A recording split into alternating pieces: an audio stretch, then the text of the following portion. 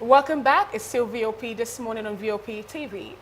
His Eminence, Cardinal John Onaiyekan, has said that it was time for Nigeria to change to a system of government that will reduce corruption and bring government closer to the people.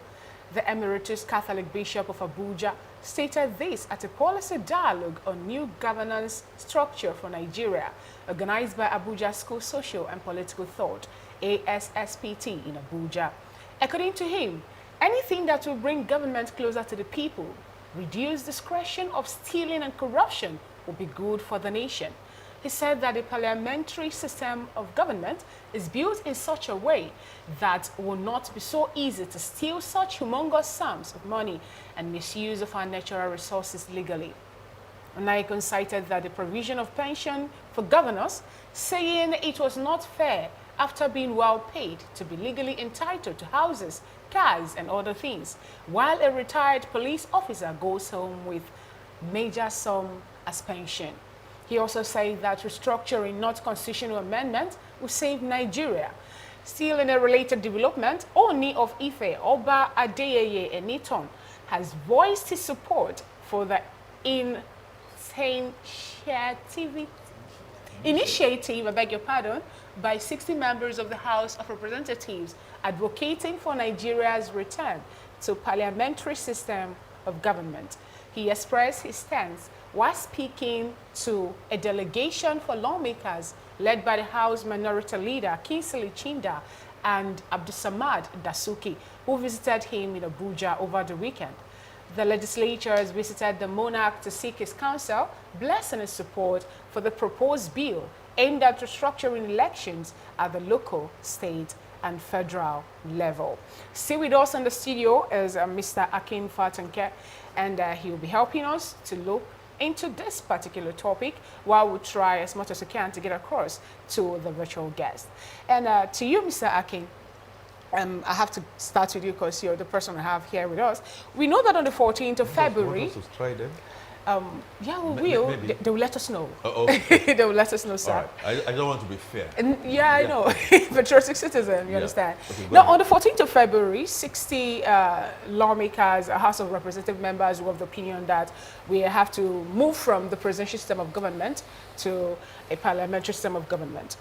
And now, the Emeritus Bishop of Abuja, now a cardinal, is also saying something about that, with Oni of Ife also supporting that particular change in the government. Now, what is your take on this, Mr. Akin Fatanke?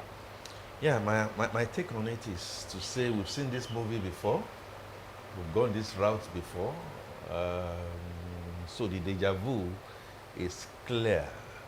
Does it mean that something should not start? I don't have a problem in it starting, but I have a problem in being able to predict where this may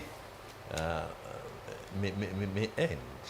Coming from the legislature, Kingsley Chinda and his group. First question, have these legislators, 60 of them, gone back to their constituencies, do some kind of open hearings at the ward level, state level, and come up with a position which they are canvassing, which sits, I dare say, I must say, sits very well with me. Have they done that? And has that covered the whole of the geographical area that we call Nigeria? Are we therefore going to get into a situation that Moses and I were talking about just before, on the first topic? So we go and do a lot of work, and then you get to the National Assembly. Some people will say they agree, some people will say they disagree, and then the thing is shut down before, incubation. Are we looking at it again from the 9th Assembly, and even maybe this 10th Assembly, where we have spent billions on constitutional review over time, and the thing has been stalled? We don't know where the fund has gone to. We don't know where it's ended up in pockets. Why have we decided that we are going to go the same route and expect some kind of different results? Okay.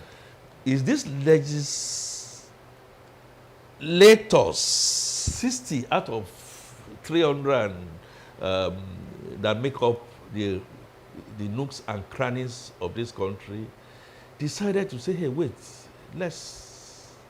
do we have a conference of people that came during Jonathan's time, National Confab? Can we begin to now look at that paper in the same breath and freshness that this same government of President Bola Ahmed Tinubu has decided that it was going to go back 12 years to look at the Oronsaye report? Why do we want a Cardinal Onaiyekan? I have absolute respect for his eminence. Or Adeyeye Ogunwusi. So they will now go from different regions and then go and meet those emirs. You're talking about the senators who are seeking some support, right? To seek support and their opinion. I have a challenge that the Oni of Ife and his support has to be sought in Abuja. All right. I have a challenge that we are still not starting yet. And then I also have a challenge, unless if it's a typo, that I'm seeing a situation that you say that we will now start with local government, state government, and at presidential in 20, I mean, beyond 20, you know. All so right, then. let's be processed. Let's do it the way it should be done. Let's do a referendum. It may cost us a lot. Yes, I agree that this present form of democracy that we are practicing is not taking us elsewhere, but let's process it in the right way and right direction. All right, Barrister Henry Ekine, we do know that the talk about moving back to parliamentary system, which of course did not really last so long before the coups came and truncated it, and then we ended up with the presidential system of government. But the talk about moving back to parliamentary is kind of bordered around the vested power in the center that the presidential system of government has given. What's your take on this? Do you think that movement back to parliamentary system of government is the answer to curb, the power resting in one person, or basically the center, and also curb corruption without in any way solve the problem? Barrister. Yes, to a large extent, it will, even if the parliamentary system, the cabinetial system may have its disadvantages. But with what we have experienced over the years, and compared to when this same country had the parliamentary structural system, then I think that it's not a bad way to go. I think what we rather need to do is to get the acceptance of the people generally. I'm worried whether it is part of the legislative functions of the National Assembly or the legislature generally. Because the National Assembly at the moment, even in our constitution, is vested with power to make laws, but not actually with the power to determining what political structure that the country would have. So I think that even if it is initiated from the National Assembly, or some of them, it's a laudable one. It's a good idea. I would, to a large extent, subscribe to the parliamentary system of government. And I can actually even probably say 1, 2, 3 advantages that may have over the current presidential system we practice. And then even the mischief, the challenges that we have had since we practice presidential system of government. Okay, let's take one for instance. We have struggled in many ways to see how we can eliminate, or as much as possible, reduce the cost of governance. And then we believe that if we reduce the cost of governance, then we will improve efficiency and effectiveness in governance. And then I think that the way we have practiced our Nigeria, the parliamentary system will go a long way to reducing the cost of governance and the size of government. Take, for instance, in the presidential system, we have now 109 members in our Senate and then 360 in the House of Representatives. That's a huge number only in the legislature. And then we have a huge number of cabinet members. That's now, but in the presidential system, they are ministers of the Federal Republic of Nigeria with costs, with duplication of functions, and then with even lopsidedness in terms of supervision and answerability. But if you compare that to the cabinet system, where all of them will be in the cabinet, that's to say, for those who may seek to understand by way of explanation, we would have had a situation where, as you elect the representatives, whether it is unicameral, that's to say the House of Representatives, the ministers we eventually usually appoint in this presidential system will come from amongst the legislators, that is the members of parliament. And then that will reduce the cost. We wouldn't have any situation where we appoint ministers again outside the 360 or 109, as the case may be. So we would have had them in there. And then what about answerability and question of, say, parliamentary question time? You have a situation where regularly, as they meet, the ministers who head different departments of government, being members of the cabinet, being members of the parliament rather, are presently there giving account of their services, account of their activities in their ministries. But right now, look at what we have usually, even when the National Assembly will invite ministers to appear before them to answer to some questions. We have issues of disobedience to such orders of the National Assembly. We have issues of probably sometimes bench warrants or orders for ministers to appear before the National Assembly. You won't have that if you have a parliamentary system, because there's collective responsibility largely in this regard. The members of parliament, at the same time, the ministers heading the respective departments of government. It saves cost, it enhances efficiency and effectiveness. They are readily there together, and every time they sit, they will be scrutinizing the activities of those who head departments and agencies and ministries of government, amongst them as parliamentarians. So you could imagine that what we achieve in a parliamentary system of government, I think, will address a lot of the mischiefs we have in the presidential system we run at the moment. And it is because of this proliferation of ministers and ministerial departments and appointments that corruption has also heightened. So I agree with Onaiyekan, with respect, His Eminence, that corruption will also, to some extent, be managed, at least contained in this regard, if we shift our structure today from presidential system to parliamentary system. And why would we be worried? We have had that in this country. We have had the prime minister. We have had a time where we had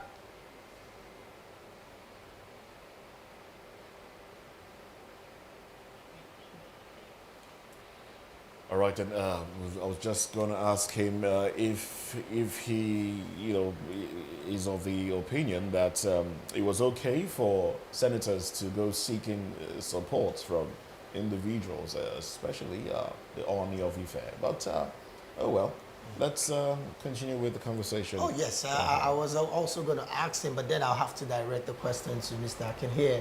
Now the question about moving from a parliamentary from a presidential system to a parliamentary system, is that the major issue that this country is bedeviled with, or is it about our political elites? Because some quarters will say, even if we change from presidential to parliamentary system, we will still have the same kind of political elites, which might not still give us a different result. What do you make of this? So what I make of it is coming to my side, David. And my favorite quote, as I always put, is Alexander Pope's A Rape of the Lock. That for forms of government, let fools contend whatever is best administered is best. Unfortunately, Barrister Kennedy did not finish, but he made some very salient points about the advantages that we can derive from the parliamentary system. But he he prefaced that to say that there are pros and cons. We had a parliamentary system in this country. Yes, we say it was short-lived, but I remember the parliamentary system led us to the wild, wild west. We had competition that was within the regions. The military then came and then shut it over. David, don't tell me that you quote me. We are not a nation. So talking about parliamentary, talking about efficiency in governance, they are, well, great things that we should be thinking about. But we are not all looking at it with the same level. And so, my dear friend who died at the age of 45, I'm talking of the philosopher, David Herriot, Trudeau, it is not what we attempt to see that matters. It is not what we look at that matters. It is what we see. So the perception is that this will come back to this assembly. Debates will now ensue. Those who do not see it in the way that Kingsley Chinder and co wants to see it will want to shoot it down. The Republicans, or those who came from the Republican, say the Southeast, for instance, the Southwest, for instance, when we are going to put this to vote, does the Southeast have the same amount of votes pro on this bill? And don't forget, we've gone through this way, we've seen this movie before, like I said. If it's now thrown into debates and voting, we are not on equal pedestal. And so, David, for me, is this the priority? Yes, it's the priority, but I have a much more compelling priority. That Nigeria is negotiable. A lot of people and the senators and the members of the House of Assembly are aware we do not have our first 11, whether at the legislative level, whether at the federal level, whether at the governance level, we have not been able to look for the best of our best to go represent us. And there is self-interest to try and draw the wool over your legs. So the priority will be, let's do a plebiscite. Let's ask ourselves, many of us now 40 years, 30 years, 50 years, we've been wobbling and fumbling, we ain't got anywhere. Let us decide and sit around a table, which was what led to the parliamentary system that we had. We had the Constitution, the Latitude Constitution, the Clifford Constitution, that got our leaders to go and sit in London and come and say, yes, let us go regional. We have blurred that now with the military coming and with the almighty black gold, talking about oil, has now taken a toll in such a way that some people feel, even though they say that they don't feel, they feel, threatened.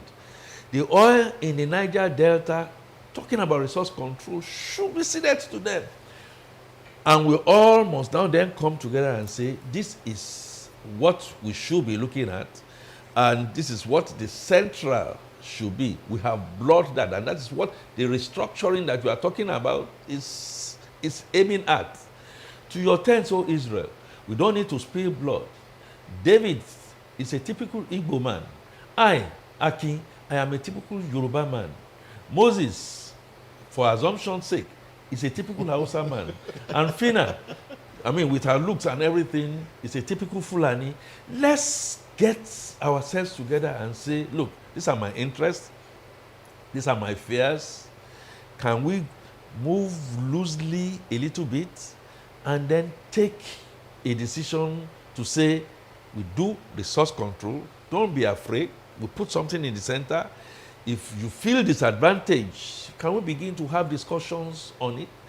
if you saw what happened in the Bible between Abraham and Lot, Abraham allowed Lot to take his own bit. What was ceded to Abraham was like barren land. Did you see how Abraham eventually turned that around and make a kill and became fathers of all nations? So all these things, can we go back to the confab? Even within the federal system that we are pressed for time. and begin to do the right things, lead by example, lead by character, lead by competence, lead by capacity, and then do what? You first before myself. All right, then. Well, big thank you to you, Mr. Akin Fatunke, for staying with us. Mr. Fatunke is a communications expert, an oil and gas expert, and also public affairs commentator. We must say a very big thank you to you for staying with us on the program. And big thanks to all our guests that tried to join the conversation. We spoke to Barrister Henry Ekinne, a humanitarian lawyer. We also tried to establish contact with Barrister Eze Iluche and Nelson Ekujimi, but unfortunately that did not happen the way we wanted. But we do hope that we'll have a smooth communication in days to come. Well, big thanks to you for staying with us. Now we'd like for you to drop your views and comments underneath the live stream. You can also make good use of social media apps. X is there for you at VOP TV, and on YouTube we are at Voice of the People TV on YouTube, and also the number scrolling on your screen could be used for WhatsApp messages. Well, we must say thank you to our guests. We'll be back in a bit. When we come back, we'll be talking business. Stay with us.